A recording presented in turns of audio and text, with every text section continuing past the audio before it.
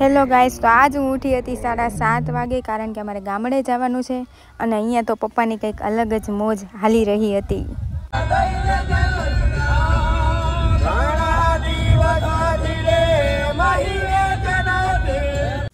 ત્યારબાદ અમે આવી ગયા છીએ અમારા બસના પાર્કિંગ, કારણ કે ત્યાં બસનું કામ ચાલી રહ્યું હતું. અને આ છે મારો ભાઈ, જે ત્યાંથી અહીંયા સુધી મારી સામે લડતો આવ્યો છે.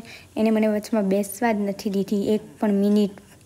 અને અમે પહોંચી ગયા છીએ ગામડે, અને અહીંની નદીનો નજારો ખૂબ જ સરસ આવી રહ્યો હતો.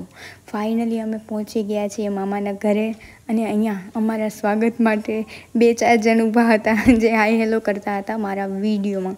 અને આ છે મારા મામાની છોકરી છે, બધા જ કામ સંપીને કરે છે. તમે જોઈ શકો છો કે મારી પાસે વાસણ કરાવડાવે છે, એટલા માટે એ ખૂબ જ ડાય છે. અને અહીંયાનો નજારો તો ખૂબ જ સરસ હતો. આ છે મારા મામાની વાડી, જ્યાં હાલમાં માંડવી વાવેલી છે. અને હા, અહીંયા સાતમ આઠમ હોવાથી સાતમની રસોઈની તૈયારી ચાલી રહી છે, જેમાં બધા જ એક કામ લઈને બેઠા છે, જેમાંનું હું એક જ માણસ એવું છું જે નવરું છું. અને આ છે બળદગાડું. જેમણે પણ આની સવારી કરી હોય એ કોમેન્ટમાં જણાવે. ત્યારબાદ અમે બનાવી હતી ભેળ, જેમાં બધા તૂટી પડ્યા હતા. અને આજે ઘરે મહેમાન આવવાના હોવાથી મામીએ રોટલા કર્યા, અમે ખાધું. આજનો બ્લોગ સારો લાગ્યો તો like, share and subscribe. Bye bye.